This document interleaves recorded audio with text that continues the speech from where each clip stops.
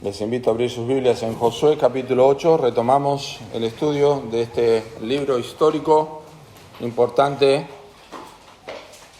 que nos relata el cumplimiento de la promesa de Dios a Abraham, a su pueblo, al proveerles la tierra de Canaán. Y estamos en el capítulo 8. Vamos a finalizar hoy el capítulo 8, versículos 30 al 35, que es lo que vamos a leer. Nuestro sermón hoy se titula ¿Cómo librarte de una maldición segura? ¿Cómo librarte de una maldición segura? Y vamos a aprender que la gracia y la bondad de Dios no son garantía para evitar las consecuencias de una vida desobediente. Así que teniendo esto en mente, vamos a leer la palabra de Dios en Josué capítulo 8, versículo 30 hasta el 35. Entonces Josué edificó un altar a Jehová, Dios de Israel, en el monte Ebal, como Moisés, siervo de Jehová, lo había mandado a los hijos de Israel. Como está escrito en el libro de la ley de Moisés, un altar de piedras enteras sobre las cuales nadie alzó hierro. Y ofrecieron sobre él holocaustos a Jehová y sacrificaron ofrendas de paz. También escribió allí, sobre las piedras, una copia de la ley de Moisés, la cual escribió delante de los hijos de Israel. Y todo Israel, con sus ancianos, oficiales y jueces, estaba de pie a uno y otro lado del arca, en presencia de los sacerdotes levitas, que llevaban el arca del pacto de Jehová. Así los extranjeros como los naturales. La mitad de ellos estaba hacia el monte Gerizim y la otra mitad hacia el monte Ebal, de la manera que Moisés, siervo de Jehová, lo había mandado antes para que bendijesen primeramente al pueblo de Israel. Después de esto leyó todas las palabras de la ley, las bendiciones y las maldiciones, conforme a todo lo que está escrito en el libro de la ley. No hubo palabra alguna de todo cuanto mandó Moisés que Josué no hiciese leer delante de toda la congregación de Israel y de las mujeres, de los niños y de los extranjeros que moraban entre ellos. Antes de orar, recuerdo de poner nuestros celulares en silencio para no ser interrumpidos durante la exposición de la Escritura. Amado Padre que estás en los cielos, bendecimos tu nombre porque nos has dejado tu palabra, por lo que hemos cantado. Queremos agradecerte por la obra de Jesucristo, quien fue hecho por nosotros maldición, para nosotros ser librados de una condenación y una maldición justa de tu parte hacia nosotros, porque eres santo. Pedimos que la exposición de las Escrituras ilumine esta verdad en nuestros corazones, nos exhorte, nos reprenda, nos advierta y también nos consuele con el Evangelio. Lo pedimos en el nombre del Señor Jesucristo. Amén. ¿Cómo librarte de una maldición segura? En el mundo que nosotros vivimos, cuando hablamos de maldición, tenemos a la gente pensando en Satanás y los demonios y cosas por el estilo. Yo quiero decirles que el único que puede maldecir es Dios. Satanás no tiene poder para maldecir, los demonios no tienen poder para maldecir, y la maldición es básicamente la ausencia de la bendición.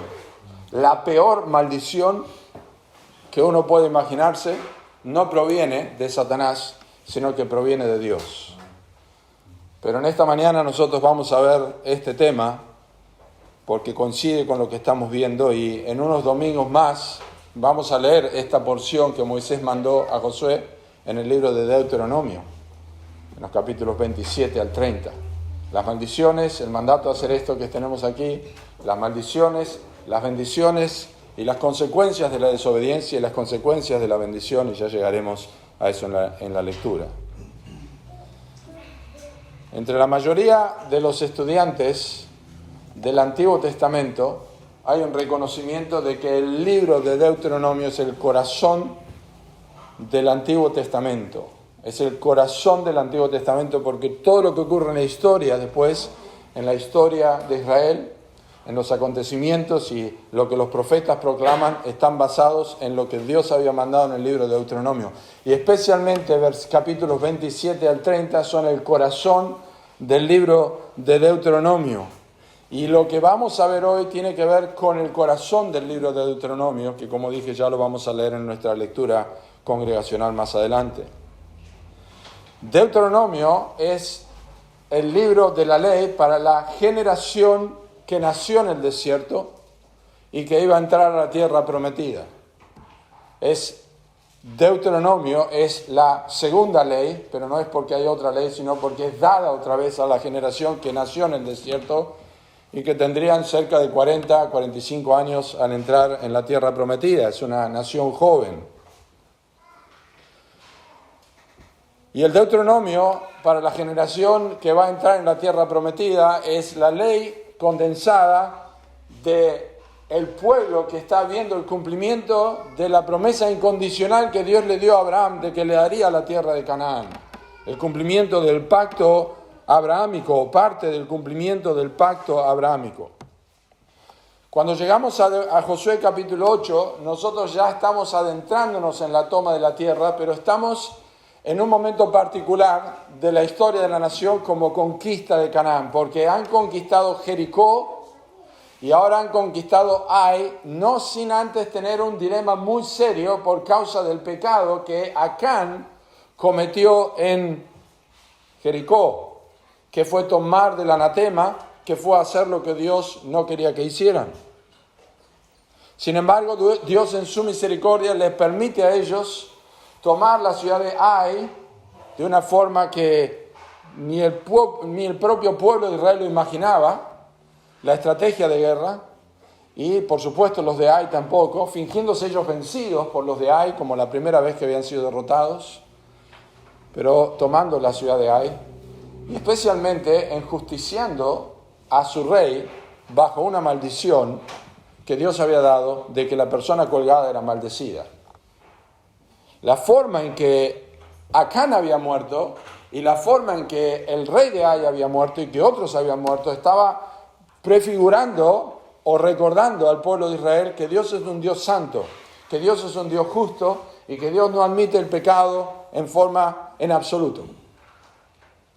Por eso es importante ver el contexto del capítulo 8, donde el versículo 29 y 30 nos relata la forma en que el rey de Ai fue colgado. Luego levantaron un montón de piedras que permanece hasta hoy. Y hay una partícula hebrea que nosotros tenemos traducida en versículo 30, que es la palabra entonces. Como comienza la porción que estamos viendo nosotros ahora. Es una partícula que se utiliza, traducida correctamente como entonces, que se utiliza cuando el historiador o el narrador, en este caso, quiere mencionar eventos que se suceden al mismo tiempo de un macro evento que está aconteciendo, que es la toma de la tierra, o la historia principal, pero no son parte central de la narrativa. Esto no es parte central de la narrativa general del libro de Josué. O también cuando temporalmente el narrador se está apartando de la secuencia principal de la historia para notar eventos específicos. Y es aquí donde la partícula hebrea para nosotros tiene importancia. Entonces, dice Josué, edificó un altar a Jehová, Dios de Israel, en el monte Ebal. Esta forma de expresión está diciendo que no es una ocurrencia que Josué tuvo en el momento, sino que estaba esperando el momento justo para hacer lo que Dios había mandado. Y después de la toma de Jai y la derrota de Jai, lo que hizo Israel fue partir la tierra de Canaán en dos. Y controlar lo que iba hacia el sur, cuando tomó Jericó, y controlar lo que iba hacia el norte, en Ai.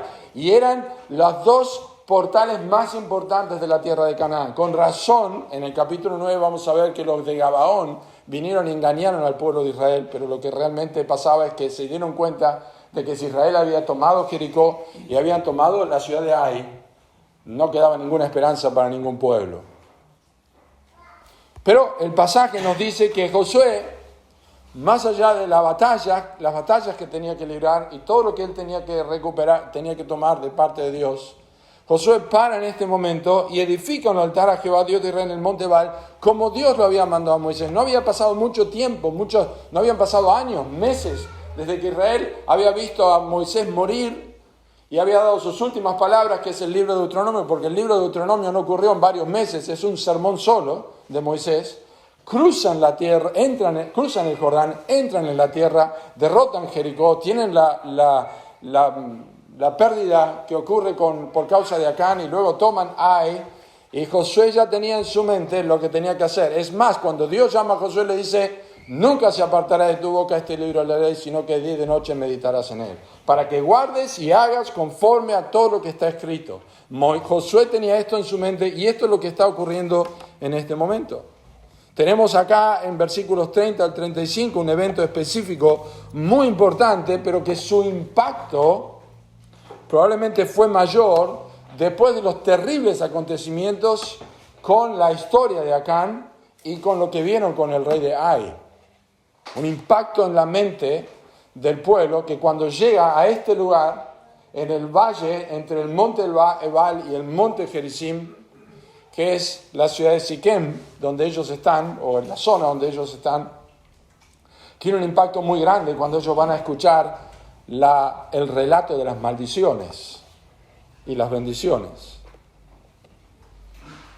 Y es que, como Josué le fue mandado por Dios a meditar en las Escrituras y no apartarse nunca de la palabra de Dios, Josué, entrando en la tierra prometida y logrando las primeras dos victorias importantes, le da a la palabra de Dios el lugar prominente que debería tener y que siempre debe tener el pueblo de Dios. La palabra de Dios, la ley de Dios, es la guía. No son las emociones, no son nuestras ideas, no son nuestros pensamientos, es la Escritura. ¿Qué es lo que Dios dice? Apartarse de esto significa maldición. Continuar con la palabra de Dios significa bendición. Tenían en sus mentes, por así decir, las palabras que Moisés ya había mencionado. Así que Josué estaba haciendo lo que Dios había mandado por medio de Moisés en capítulo 27 de Deuteronomio, versículos 1 al 8, cuando le dice: ordenó Moisés con los ancianos de Israel al pueblo, diciendo: guardaréis todos los mandamientos que yo prescribo hoy, y el día que pases el Jordán a la tierra que Jehová tu Dios te da, el día que pases, levantarás piedras grandes y las revocarás con cal, y escribirás en ellas todas las palabras de esta ley cuando hayas pasado para entrar en la tierra que Jehová tu Dios te da, tierra que fluye leche y miel, como Jehová el Dios de tus padres te ha dicho. Cuando pues hayas pasado el Jordán, levantarás estas piedras que yo os mando hoy en el monte Ebal, y las revocarás con cal, y edificarás allí un altar a Jehová tu Dios, altar de piedras, no alzarás sobre ellas instrumentos de hierro. De piedras enteras edificarás el altar a Jehová tu Dios. Y ofrecerás sobre él holocaustos a Jehová tu Dios, y sacrificarás ofrendas de paz, y comerás allí, y te alegrarás. Escuchen lo que dice el texto, porque Josué no lo menciona. Te alegrarás delante de Jehová tu Dios, y escribirás muy claramente en las piedras todas las palabras de esta ley. Esto es lo que marcaba un nuevo inicio para la nación. Y el pueblo debía saber que Dios no iba a hacer ningún tipo de concesión, no haría concesiones, como no las había hecho con la generación pasada, cuando ellos también escucharon las palabras del pacto y dijeron que sí iban a obedecer en Éxodo capítulo 20 y no lo hicieron. Dios proveyó para ellos un sacrificio, y Dios tampoco iba a hacer concesiones con la nación que ahora iba a escuchar de vuelta las palabras del pacto de la ley, pero tampoco habrían de obedecer, como lo sabemos por el libro de Jueces. Si quieren evitar caer en las consecuencias de la desobediencia, entonces tienen que hacer caso a la palabra de Dios. Y esta es una verdad que trasciende todas las épocas. Si quieren evitar caer en las consecuencias de la desobediencia, iglesia de Regina, y quienes nos visitan, quieren evitar caer en las consecuencias de las desobediencias o un estado de maldición, entonces tienen que hacer caso a la palabra de Dios, sin las implicaciones del Evangelio que nosotros vamos a ver ahora. De lo contrario, Dios no hace concesiones. Pero antes quiero que veamos un trasfondo geográfico importante. Los que están en el chat de la iglesia y algunos otros que logré mandar tienen la foto en su mente del monte Ebal y el monte Gerizim, que lo había puesto en forma de espejo, pero era al revés. A pesar de que en la foto parece más bajo el monte Ebal que el monte Gerizim, es más alto el monte Ebal que el monte Gerizim, y en medio hay un valle. Imaginémonos que nosotros cruzamos el Jordán, pasamos Jericó y comenzamos a marchar al norte. Si tienen en su mente el mapa de Israel, si lo recuerdan, tenemos a nuestra mano derecha el río Jordán mientras avanzamos hacia el norte, y unos cuantos kilómetros más, unos 30 kilómetros más adelante, después de haber estado en Ai, nosotros vamos a ver a nuestra izquierda, y a nuestra izquierda vamos a ver dos montes, uno más lejos que el otro. El más lejos es el monte Ebal, el más cerca es el monte Gerizim. Yo no me acordaba si habíamos pasado por ahí con mi hermano, pero le escribí a mi guía y me dice, no, nosotros fuimos por la ruta 90, y después me acordé que no habíamos pasado por ahí. Pasamos por la zona de Samaria, pero no por el monte Ebal y Gerizim. Así que vamos a tener que hacer un viaje todos juntos para ver esto, es precioso. Bueno, es un camino, de repente hay un camino que se desvía de la carretera principal y se mete entre estos dos montes, el monte Ebal y el monte Gerizim, y si uno llega a la ciudad de Siquem, que hoy es la ciudad de Nebula. La ciudad de Siquem es la ciudad de Nebula hoy, o Nablus, perdón. Y Siquem, por supuesto, ya tenía una larga historia. No voy a ocupar mucho tiempo en esto porque es precioso saberlo y por eso quiero orientarlos. Siquem tenía una larga historia para los judíos. Aproximadamente 600 años antes, Abraham había ofrecido sacrificios después que salió de Ur de los Caldeos. Allí fue el lugar donde se escondieron los terafines e ídolos que Rebeca, esposa de José, había tomado de Labán, su padre, y los había escondido en Siquem, de Jacob. En Siquem fue donde José fue a buscar a sus hermanos, que habían ido a Dotán. De hecho, Dotán fue donde lo vendieron, en Siquem fue donde lo vendieron. Y en Siquem fue donde enterraron los huesos de José, cuando ellos volvieron de la tierra prometida. De hecho, Josué nos menciona acerca de esto. Siquem fue el lugar donde Josué dio su discurso final también. Jacob cavó un pozo cerca de Siquem. Este es el pozo que se menciona en Juan capítulo 4, cuando Jesús se encuentra con la mujer samaritana. Y es importante que lo recordemos para más adelante. Aquellos que les gustan la historia, Justino Mártir fue el primer apologista cristiano. Él nació en este lugar, en la ciudad de Nablus. Y por supuesto la historia espacio-temporal, en el espacio, en el tiempo, ya había empezado a tejer una red en torno de este lugar. Ebal y Gerizim se encuentran a una distancia aproximada de 1,5 kilómetros entre la cima del monte Ebal y la cima del monte Gerizim, y más o menos unos 500 metros en su ladera. Si uno puede ponerse a ambos lados, está en el valle y observar el monte Gerizim y el monte Ebal, puede observar, o sea, caminando esos 500 metros más o menos, puede observar que hay como si fuera una tribuna, ¿no es cierto? Ya es naturalmente, es un anfiteatro, es el anfiteatro de Dios, naturalmente formado por el Creador en ese lugar. Y Ebal tiene más o menos el Gerizim alcanza aproximadamente unos 900 metros y el Ebal alcanza unos 937 metros. Es decir, que hay unos 243 metros por uno al nivel del mar y otros 304 al nivel del mar por otro lado. Y hay una pequeña diferencia. El significado de Ebal y Gerizim es el mismo. Significa estéril. Es un lugar como un anfiteatro natural. Hasta el día de hoy, los grupos de turistas pasan por ahí y se van un lado y al otro y hablan fuerte y se escuchan perfectamente uno al otro lado. Imagínense estar en una cancha de fútbol, como la de Vélez. Bueno, la Vélez no hay eco nunca, pero escuchen cómo significaría estar en una cancha de fútbol y cómo se escucha el eco, pero esto es natural, es el propio anfiteatro de Dios. ¿Estamos preparados? Entonces entendemos, Josué llega allí, en la batalla, llega a ese lugar, con el pueblo, los sacerdotes con el arca, allí en el valle, las 6 tribus suben a un lugar, las otras 6 tribus suben al otro lugar. Imagínense si una persona se escucha hablando, lo que habrá sido ese momento cuando hablaban 6 tribus de un lado y respondían 6 tribus del otro. Pero para que tengamos una idea, porque eso es simplemente le da color a lo que estamos viendo. Yo quiero compartir 4 cosas con ustedes hoy para aprender cómo ser librados de una maldición segura. La primera es que tenemos que entender que la palabra de Dios es determinante. La palabra de Dios es determinante. Nosotros necesitamos prestar atención a la Escritura. La gente quiere soluciones rápidas. La gente viene con problemas, pide consejos, pastor, ¿qué puedo hacer? Esto, que mi hijo, que mi padre. Pero uno abre la Escritura y dice, no, pero ¿cómo soluciono el problema? No, vamos a prestar atención a la palabra de Dios, porque la palabra de Dios es la que nos da respuesta, es determinante y necesitamos prestar atención. Versículos 30 al 31, hay un requisito que Josué cumplió al pie de la letra. Y no podemos pasar por alto lo que Dios determina si nosotros queremos ver liberación en nuestras vidas. Lo primero que Josué hizo fue construir un altar tal cual Moisés lo había mandado. Lo que iba a ocurrir con el pueblo dependía si ellos escuchaban y obedecían lo que pasaba en el monte Ebal y lo que ocurría desde el monte Gerizim. Lo que iba a ocurrir en sus vidas tenía que ver con lo que escuchaban y si obedecían o no. Es exactamente lo mismo que pasa hoy con nosotros. Cuando escuchamos airaos pero no pequéis y nosotros no hacemos caso a eso, las consecuencias son naturales.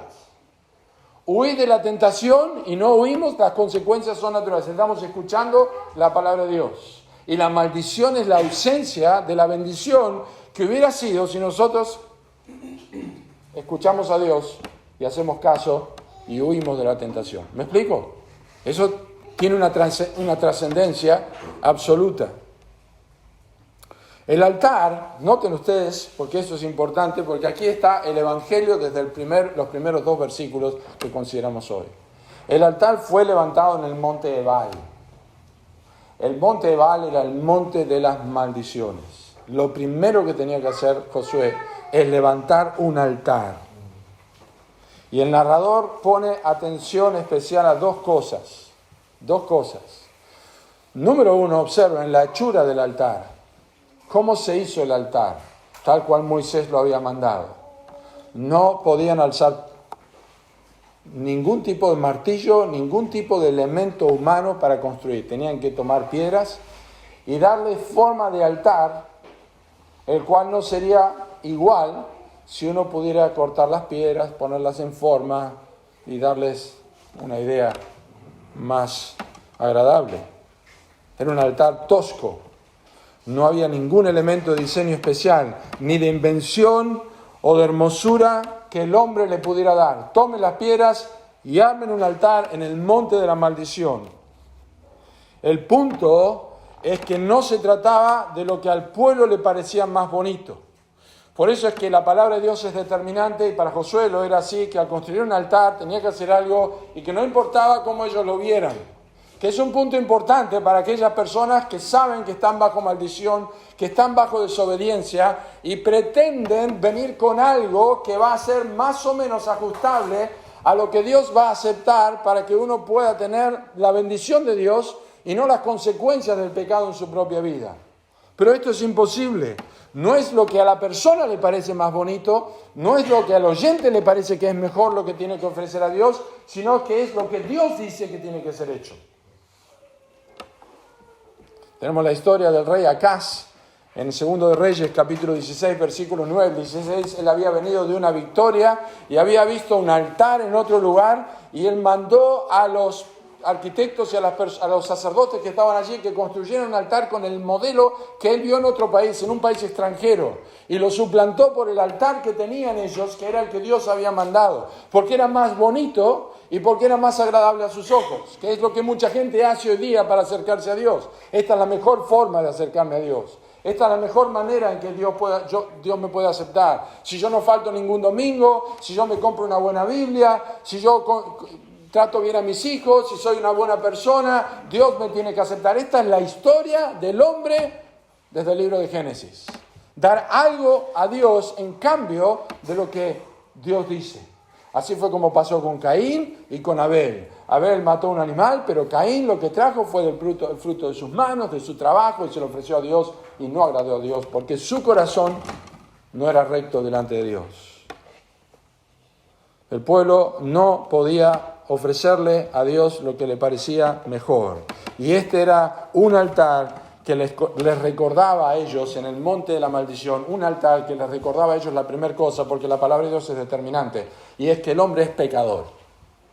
El hombre está separado de Dios. Un altar para holocaustos y sacrificios de paz representa, un altar significa muerte de una víctima, y esto es por causa del pecado.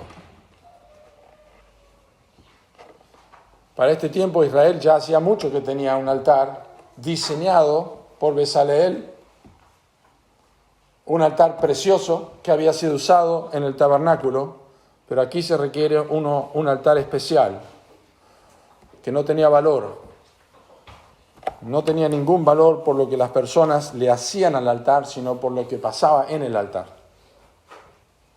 No era la forma, sino lo que acontecía en el altar. Eso era más importante que cualquier cosa. Entonces, en primer lugar, estos versículos, la palabra de Dios es determinante. Este es el altar, y el altar su hechura era absolutamente tosco. En segundo lugar, lo importante es lo que se ofreció en este altar. Y dice la Escritura que como Moisés lo había mandado, ofrecieron holocaustos y sacrificios de paz, ofrendas de paz.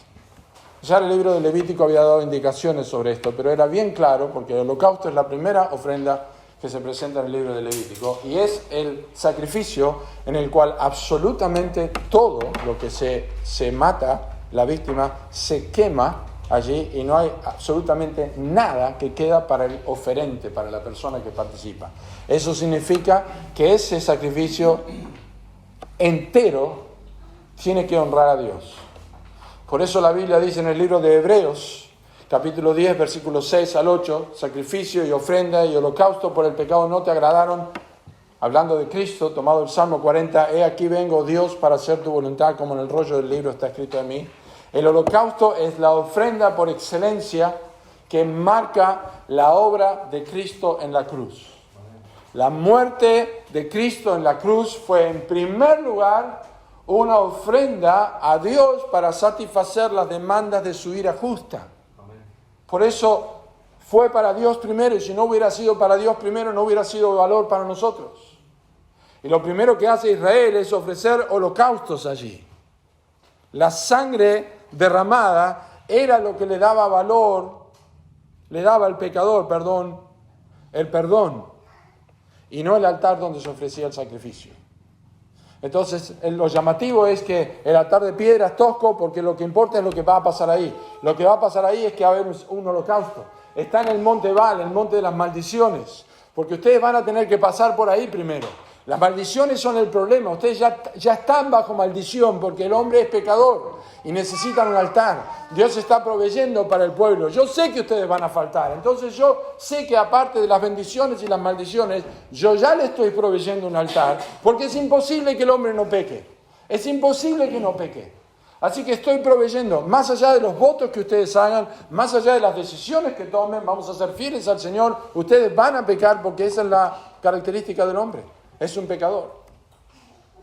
Pero gracias a Dios que también en el altar del holocausto se ofrecían sacrificios de paz. Y la ofrenda de paz era la ofrenda donde el oferente participaba con el sacerdote. Es decir, parte se quemaba y subía olor grato delante de Dios. Eso es lo que es también el Señor Jesucristo, Efesios capítulo 5, ofrenda y sacrificio a Dios en olor grato, como debemos ofrecer nuestra vida, porque eso habla de comunión. Por eso Moisés, lo leímos en Deuteronomio 27, dice, te alegrarás allí. Porque el holocausto habla de que yo necesito a alguien que tome mi lugar. Yo estoy perdido, estoy en pecado, estoy en falta y necesito que alguien ocupe mi lugar. Pero la ofrenda de paz me está diciendo que yo puedo tener comunión con Dios por causa de eso que ocurrió. Yo participo con Dios, tenemos comunión por la obra de Cristo, tenemos comunión con Dios. Es posible que Dios restaure nuestra comunión con Él.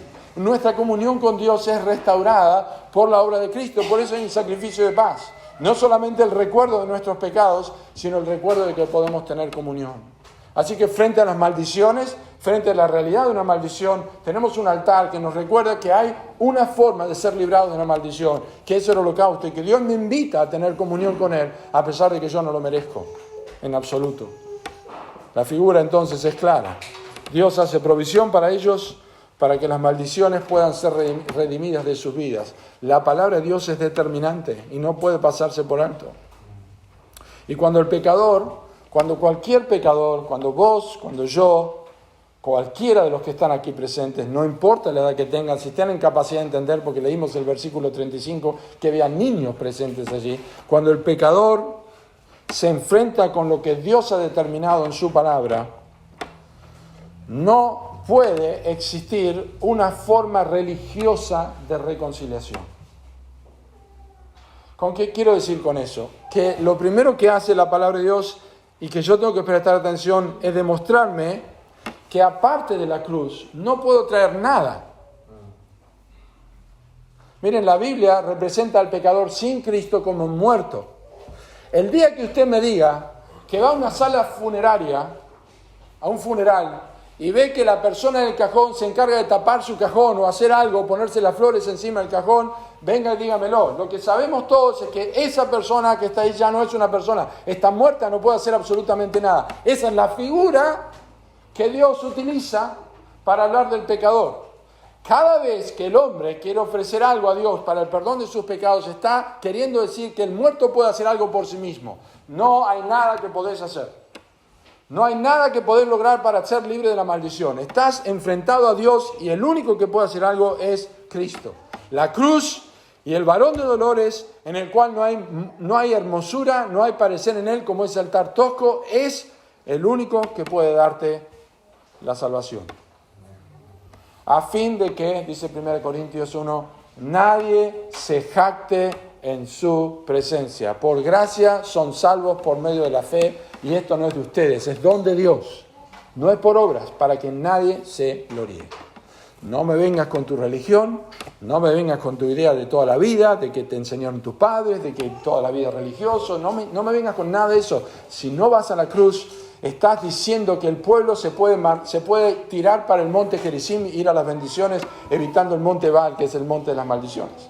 Hay un altar allí, y eso indica que hay que pasar por allí, que hay que reconocer que estás maldito de nacimiento por causa de tus pecados, por cuanto todos pecaron y están destituidos de la gloria de Dios. Y Dios no puede pasar por alto el pecado, por eso se toma a su propio cargo la forma de eliminar el pecado a través de un sacrificio. Y el pueblo lo tiene que saber. Número 2, no solamente la palabra de Dios es determinante, pero la palabra de Dios ha sido difundida. No se puede ignorar lo que Dios ha dicho. En versículo 32 dice: también escribió allí sobre las piedras una copia de la ley de Moisés, la cual escribió delante de los hijos de Israel. Los comentaristas tienen diferencias en cuanto a esto, pero el pueblo de Israel tenía tiempo y eran piedras muy grandes las que tenían que tener. Imagínense piedras grandes, muy grandes, que se van colocando una encima de otra, de forma que se pueda hacer un paredón y cubrirlo con cal. Yo no sé cómo lo hicieron, no tenemos nada más que lo que está aquí, porque evidentemente no es lo que necesitamos saber, pero se escribió allí delante del pueblo todas las palabras de la ley. Probablemente el libro de Deuteronomio se escribió allí completamente. Es la misma expresión que se utiliza en Deuteronomio capítulo 17, cuando dice que el rey tenía que escribir todas las palabras de la ley con su mano. Aquí están escritas en piedra. Pero el propósito, como dice el versículo 32, la cual escribió delante de los hijos de Israel, es que la palabra de Dios era difundida, era un testimonio para todos. Todos lo estaban observando. Recuerden que estaban en un lugar, seguramente no estaba de espalda a otro, sino que estaba de frente, de manera que de ambos lados pudieran ver la palabra de Dios. Recuerden que está el arca, están los levitas, los jueces, los ancianos están allí y el resto del pueblo está allí arriba. Pero allí están estas piedras, en ese lugar donde está difundida la palabra de Dios. Eso es lo que decía Deuteronomio 27:2. El día que pases el Jordán a la tierra que Jehová tu Dios te da, levantarás piedras grandes y las revocarás con cal. De manera que no podemos pensar que era poco lo que escribían, porque las piedras eran grandes. Iban a escribir mucho allí. Y las revocaron con cal. Fíjense que esto entonces fue escrito delante de los hijos de Israel, para recordarnos que nadie podía ignorar lo que estaba viendo y lo que estaba escrito. Todos podían leer, desde el mayor hasta el menor. Todos ellos vieron y escucharon luego la verdad de Dios en forma preposicional.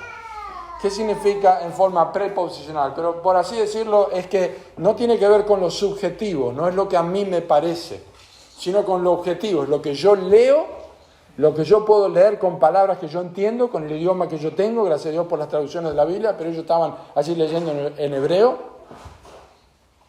Es bien preposicional, no es ciertas palabras y después punto suspensivo, agregue lo que a usted le parezca mejor. Es bien preposicional y esta es la forma que la palabra de Dios es difundida. Y presten mucha atención, es decir, no apelaba a la experiencia de ellos, sino apelaba al entendimiento, porque Deuteronomio 27:8 dice, y escribirás muy claramente, en las piedras todas las palabras de esta ley. ¿Qué significa muy claramente? Bueno, es como en el libro de Nehemías, ¿no? Cuando leyeron la ley y ponían el sentido para que entendiesen la lectura, en ese caso estaban escuchando. Pero muy claramente es que, bien claro, ahí dice, no matarás. Ahí dice, no codiciarás. ¿Qué dice, no matearás? No, eso viene más adelante. No matarás. Es bien claro, se lee, se entiende lo que está allí. Muy claramente, es preposicional. No es lo que a mí me parece. ¿Y por qué es importante esto? Porque, claro, la gente busca muchas maneras de escuchar o tratar de escuchar a Dios. Se apoyan en experiencia, porque yo soñé, porque a mí me pasa a menudo que yo sueño esto.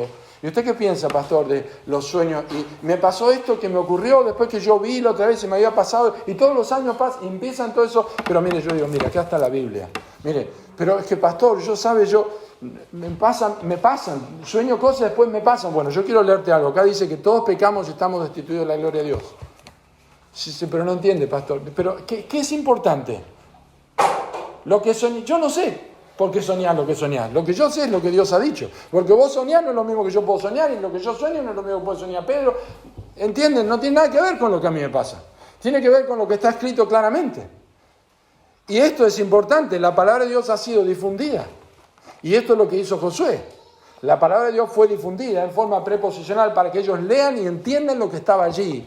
Y sepan que no hay forma de que nosotros evitemos enfrentarnos delante de Dios, porque está establecido a los hombres y mujeres que mueran una sola vez y después de esto el juicio. Vos podés soñar todo lo que quieras, podés pensar todo lo que quieras, pero ese versículo, Hebreos 9:27, está para que sepas que te vas a presentar delante de Dios. Y te aseguro que Dios no te va a preguntar qué soñaste o qué comiste o qué te cayó mal la noche que te hizo pensar tantas cosas. ¿Me explico? Necesitas la verdad de Dios, lo que Dios quiere. No lo que yo pienso, no lo que yo siento, no lo que a mí me parece. La palabra de Dios es la que revela quién es y cómo es Dios. Los 10 mandamientos, que es el corazón del corazón de la ley, los 10 mandamientos son un reflejo de la moralidad de Dios. Vemos el corazón de Dios en los 10 mandamientos. Por eso el salmista dijo, profetizando de Cristo en Salmo 40, tu ley está en mi corazón. Cristo, que es la presencia misma de Dios, Juan capítulo 1, aquel verbo fue hecho carne, es el mismo arca del Antiguo Testamento, dentro del cual está la palabra de Dios, la cual no se puede acceder porque nos mata si nosotros vamos sin un sacrificio de sangre. Nadie de nosotros puede pasar por alto puede pasar por alto la ley. Todos hemos faltado a todos los mandamientos, y por eso, como los hombres de Bet-Semes en el libro de Samuel, cuando ellos abrieron el arca, vieron la ley, murieron. Más de 130.000 personas murieron porque creyeron que podían mirar el carácter de Dios sin alguien que intercediera por ellos. Cada vez que vos proponés otra idea de cómo acercarte a Dios que no provenga de la Escritura, estás diciéndole a Dios que tenés la misma autoridad que Dios para decir y exigir y para pensar cómo podés ser salvo. Y no es así. Es el carácter de Dios. Es lo que la palabra de Dios dice y nada más. La Biblia dice así, no hay justo ni aún uno. Y te incluye a vos, que sos un excelente vecino. No hay quien haga lo bueno, no hay ni siquiera uno. Y te incluye a vos, que tenés notas radiantes en el colegio, en la universidad, en tu trabajo, tenés un mejor empleado del mes, qué sé yo. Ahí está. ¿Te incluye? No sos bueno.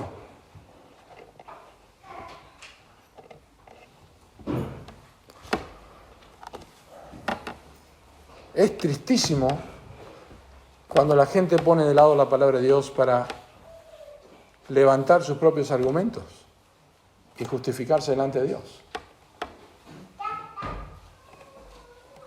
Una de las cosas que tiene que saber la gente en esta iglesia, y gracias a Dios en muchas iglesias, es que nosotros tenemos un púlpito acá. Yo no estoy más arriba en un púlpito porque yo sea mejor que nadie. Porque nosotros creemos que entre el pueblo y el que enseña tiene que haber un intermediario, que es la palabra de Dios. Yo leo y explico. Ustedes miran sus Biblias y ven que lo que yo estoy diciendo es que hay una comunicación continua, pero hay un libro entre nosotros. Me encanta el pastor Julio Zacarías. Él muchas veces tiene la Biblia en su mano y me dice, me gusta que la gente lea. Me encanta, yo no puedo, la tiro a cualquier lado la Biblia, sino, pero me encanta, esa es la idea. Es la palabra de Dios en lo que está acá. Y ahora lo que el pueblo va a escuchar es qué es lo que genera maldición y qué es lo que genera bendición. No hay lugar para razonamientos. No es que estaban allí y dicen, no, por lo que está mal, lo que está mal hacer es esto. ¿O qué te parece? Que las maldiciones no.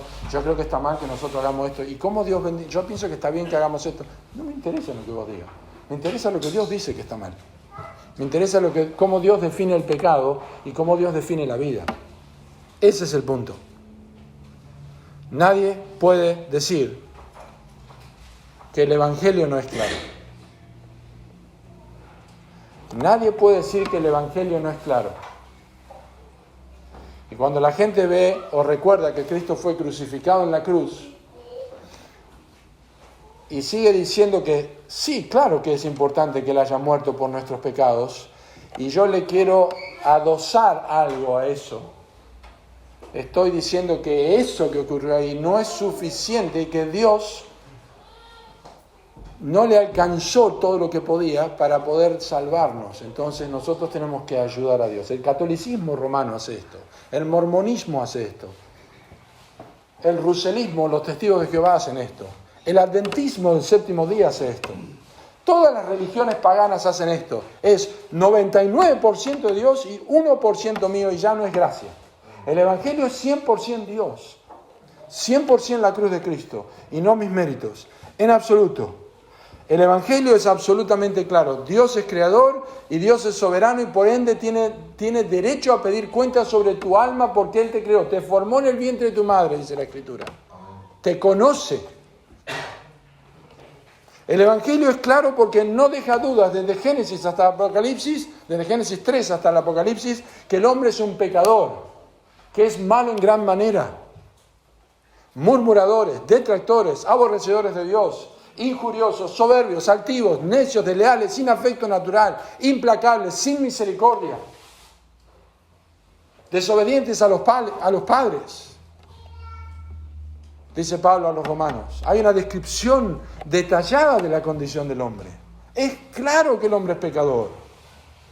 Lo sabemos, lo vemos y lo leemos en la Escritura. Y cosas terribles todavía que nosotros no sabemos, pero que tienen una línea directa a lo que Dios ha descrito en la Biblia. Y el Evangelio es absolutamente claro, ha sido difundido el Evangelio claramente cuando la Biblia dice, mas Dios muestra su amor para con nosotros en que siendo aún pecadores, con toda esa descripción breve que hice, Cristo murió por nosotros. Mas Dios muestra su amor para con nosotros en que siendo aún pecadores, Cristo murió por nosotros. De tal manera amó Dios al mundo que ha dado a su Hijo unigénito para que todo aquel que en él cree no se pierda, mas tenga vida eterna. Al que no conoció pecado, Dios lo hizo por nosotros pecado para que nosotros fuésemos hechos justicia de Dios en Cristo. Él murió por los pecadores. Cristo Jesús vino al mundo para salvar a los pecadores, dijo Pablo, del cual yo soy el primero, pero soy ejemplo para los que han de creer. Es claro. Cristo murió, fue sepultado y resucitó conforme a las Escrituras. Lo vieron muchos testigos. Venció la muerte. Él es el único que venció la muerte. La Biblia dice que yo puedo confiar en Él. La Biblia es clara al decirme que si yo me arrepiento de mis pecados, abandono mis obras, mis ideas religiosas y confío en el Señor Jesucristo que murió en la cruz y resucitó de los muertos, Dios transfiere su justicia a mi favor y pone, porque ya ha puesto mi culpa En la cruz, en la persona de Cristo, hay un intercambio glorioso. Eso es claro. Ha sido difundido en la palabra de Dios. Y el pueblo de Israel lo escuchó todos delante de los ancianos allí, lo que estaban escribiendo, y lo veían.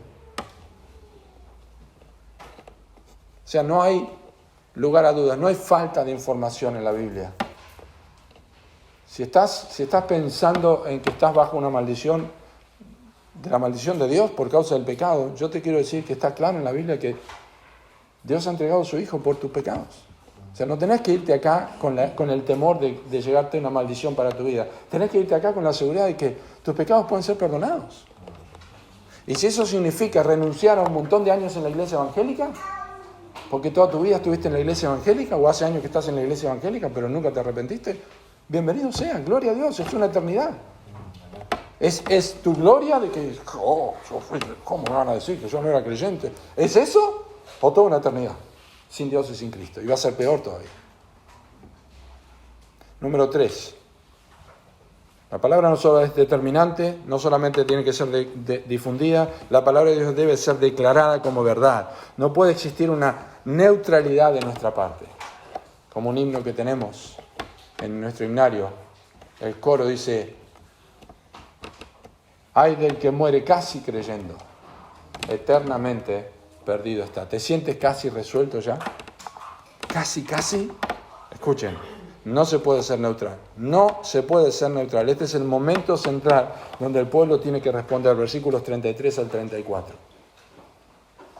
El pueblo responde a lo que se lee, las 12 maldiciones que están en Deuteronomio capítulo 27, versículo 11 hasta el 26. El pueblo responde a estas 12 maldiciones. Ahora este es el momento donde a mí me gusta imaginar, ¿no? Porque se escucha. Los levitas leían, los levitas estaban allí en el medio del valle, las 6 tribus de un lado, 6 del otro, y se escucha al unísono los levitas, porque estaba la tribu de Leví, pero los levitas que estaban ministrando de hasta 30 años para arriba, hasta los 50, estaban allí ministrando. Imagínense un grupo de personas vestidas como levitas, y se escucha: maldito el hombre que hiciere escultura o imagen de fundición, abominación a Jehová, obra de manos de artífices, y la pusiere en oculto. Y es el momento donde parece una tribuna, ¿no es cierto?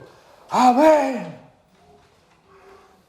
Y se lee otra vez y ¡amén! Y lo que estaban diciendo, porque amén es una palabra hebrea que significa así sea. Lo que estaba el pueblo diciendo es que ellos declaraban como verdad lo que estaban escuchando. Y a menos que alguien diga amén al Evangelio, jamás será perdonado sus pecados. Si confesares con tu boca que Jesús es el Señor y creyeres en tu corazón que Dios le levantó de los muertos, serás salvo. Amén.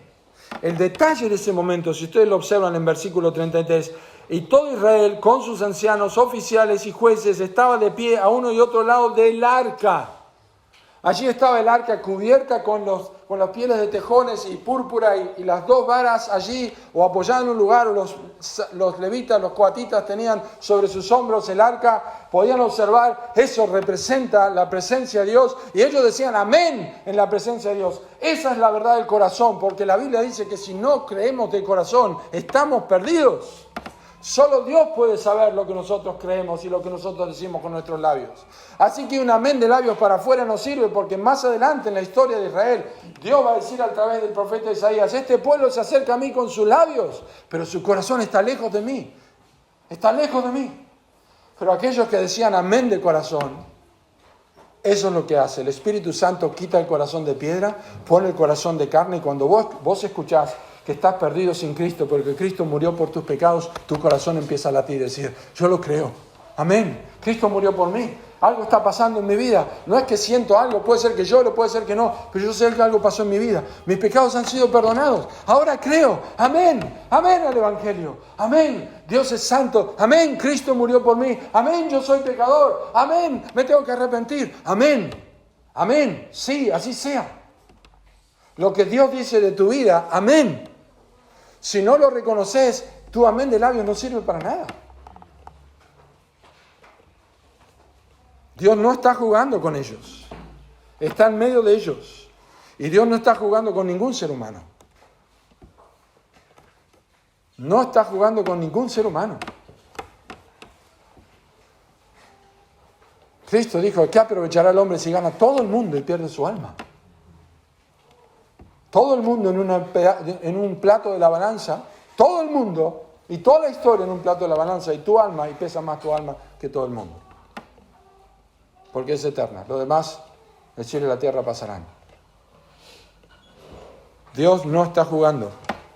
En el contexto de estas maldiciones y bendiciones, que lo vamos a leer más adelante en Deuteronomio 30, versículo 19, Moisés había dicho al pueblo, a los cielos y a la tierra, llamo por testigos hoy contra vosotros, que os he puesto delante la vida y la muerte, la bendición y la maldición. Escoge pues la vida para que vivas tú y tu descendencia. Yo no sé si a usted le pasa o te pasa, pero muchas veces pienso en personas conocidas, incluso familiares, que se fueron sin Cristo. Y yo pienso en este texto, ¿cómo no escogí la vida? Y en el tremendo dolor de la separación de Dios y la ira contra Dios porque no hay arrepentimiento en la condenación, no existe el arrepentimiento, nadie se arrepentirá en el infierno, estarán blasfemando contra Dios. Este texto va a ser un testigo tremendo. Dios te pone a escoger la vida o la muerte. Escoge el Evangelio, arrepentite de tus pecados. Yo te la pongo delante de ti. Deja de jugar a la religión. Deja de vivir como si la vida nunca se te va a terminar, porque se va a terminar. Escoge pues la vida. Cree en el Señor Jesucristo y serás salvo. No me digas que ya creíste porque sos cristiano, porque vas... Si tu vida no demuestra un compromiso con el Evangelio, no hay forma de ser un evangélico y el pastor tiene un compromiso y los que lideran el compromiso y los de años tienen compromiso y yo puedo ir a la iglesia. No vivís una vida como cristiano, olvídate. Por sus frutos los conoceréis.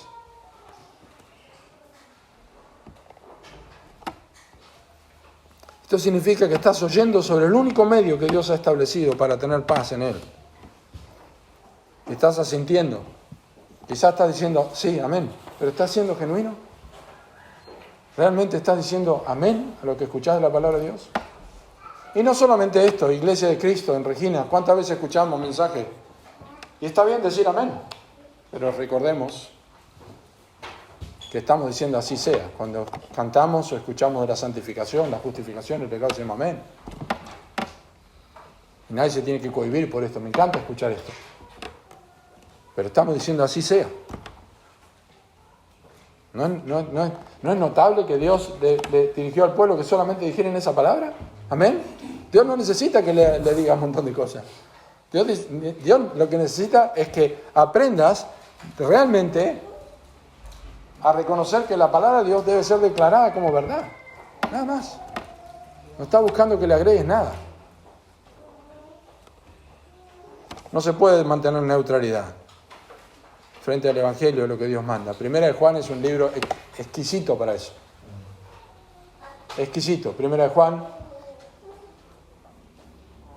Juan escribió y pintó su libro en dos colores, aunque blanco y negro no son colores, pero está pintado en blanco y negro. No hay término medio. ¿Sos o no sos? En cuarto lugar, y para terminar, la palabra de Dios requiere nuestra disposición, obediencia, que no es optativa. Leyó todas las palabras de esta ley, las bendiciones, las maldiciones, conforme a todo lo que está escrito en el libro de la ley. No hubo palabra alguna de todo lo cuanto mandó Moisés que Josué no hiciese leer delante de toda la congregación de Israel y de las mujeres, de los niños y de los extranjeros que moran entre ellos. Si ustedes leen luego, marquen con una lápiz la palabra todo o toda, especialmente en estos versículos está reiterada un montón de veces. Todas las palabras de esta ley, conforme a todo lo que está escrito en la ley de Moisés, no hubo palabra alguna de todo cuanto mandó Moisés, que Josué no hiciese leer a toda la congregación de Israel y de las mujeres y los niños y los extranjeros que moraron entre ellos. Todos, todos, todos, todos.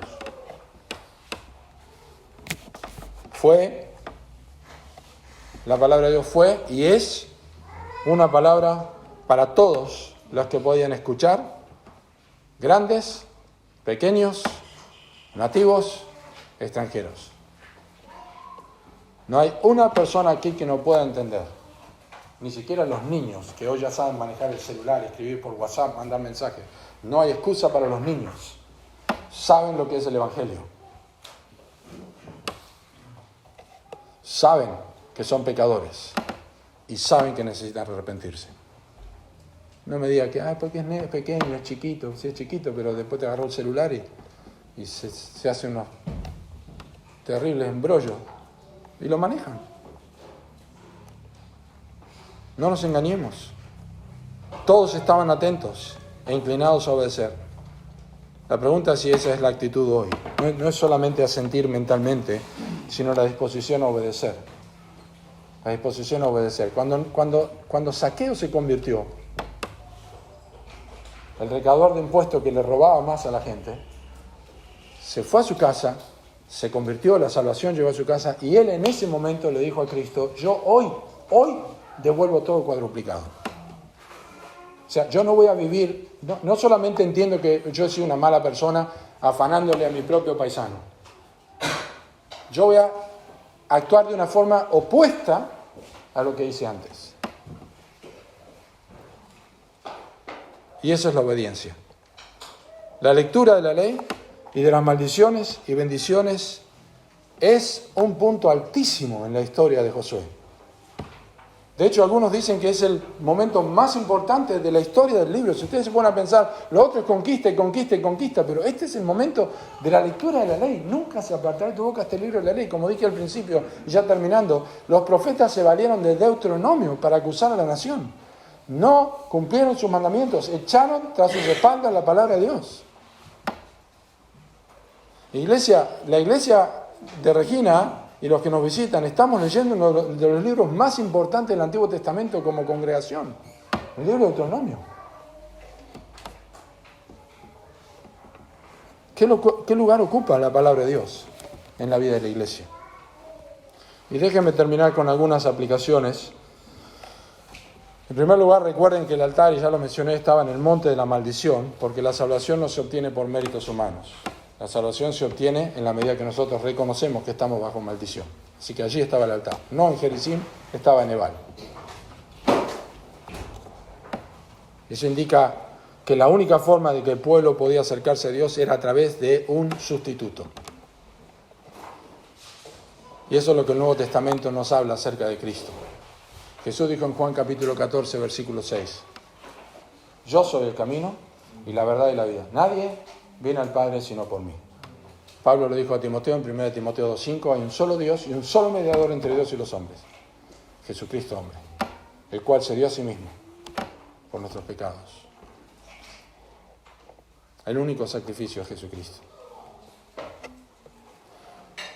La cruz siempre es evitada por las personas que siguen confiando en sus propios esfuerzos. Lo va a ver, somos tan hábiles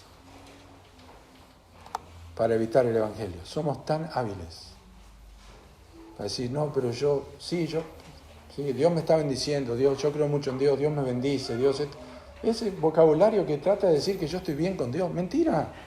Estás sin Dios y sin Cristo, no uses palabras evangélicas para hablar de tu vida que estás sin Dios.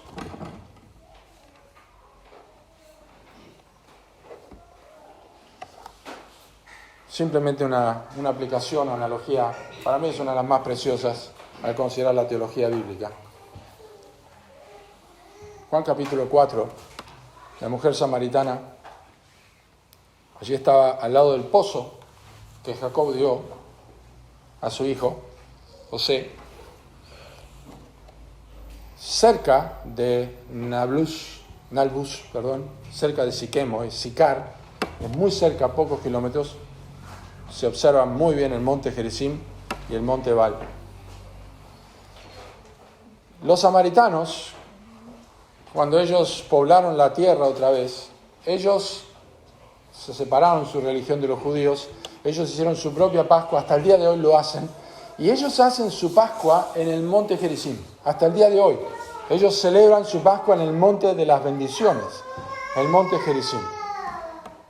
En Juan capítulo 4, que ya era una costumbre esto, la mujer samaritana está con Jesús hablando, él le expone su pecado, le muestra que ella había tenido 5 maridos y que ahora no era su marido. Y ella le dice, nuestros padres adoraron este monte. Nuestros padres adoraron en este monte. Señalaba seguramente al monte Gerizim. Y Jesús le dice, mujer, la hora viene y ahora es cuando ni en ese monte, ni en Jerusalén, que es de los judíos, adoraréis al Padre. Pocas palabras más y Jesús, la mujer le dijo, Señor, me parece que tú eres profeta. Yo sé que ha de venir el Cristo. Yo soy el que habla contigo. El Padre busca adoradores que le adoren en espíritu y en verdad. No es ni ese monte ni aquel monte, soy yo. Yo soy. Yo soy el altar. Yo soy el sacrificio. Yo soy el único que puede decir, venid a mí los que estáis trabajados y cargados y yo os haré descansar. Yo soy el camino, la verdad y la vida. Nadie viene al Padre sino por mí. ¿Cómo librarte de una maldición segura? Tenés que ir a Cristo. Ni vayas a Gerizim, ni vayas a Ebal, ni vayas, si vas a Ebal, vas por la cruz, pero no vayas a Jerusalén tampoco, no vayas a tu religión, tenés que ir a Cristo. Porque la Biblia dice, en el libro de Gálatas, capítulo 3, que Jesucristo llevó por nosotros la maldición de nuestro propio pecado. Cristo nos redimió de la maldición de la ley, hecho por nosotros maldición. La maldición de la ley, maldito, maldito, maldito, maldito, hecho por nosotros maldición. Porque está escrito, maldito todo el que es colgado en un madero.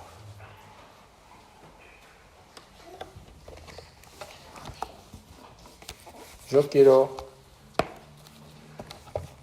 decirte, yo no quiero invitarte, yo quiero decirte, bajo la autoridad que Dios nos da en su palabra, arrepentite de tus pecados. Es un imperativo que te estoy diciendo, arrepentite de tus pecados. No te lo estoy sugiriendo, no te estoy dando una idea religiosa, arrepentite de tus pecados hoy. Porque el problema mayor de tu vida es el pecado, después están las consecuencias del pecado. Y todas las angustias y problemas y cosas que se te puedan ocurrir. Arrepentite de tus pecados y anda a la cruz de Cristo para que Él perdone tus pecados y te salve. Hoy es el día de salvación. ¿Crees en tu corazón que Dios le levantó de los muertos? Si decís amén en tu corazón, Él murió por mí, yo estoy seguro que el Espíritu Santo en este día está transformando corazones de carne en corazones de piedra. Si no lo haces, sos advertido por Dios. Oh, qué gran amor, el de nuestro Salvador. Oh, qué amor, qué inmenso amor, el de mi Salvador. Cristo bajó del cielo a morir por nosotros en la cruz. Cree en el Señor Jesucristo y serás salvo.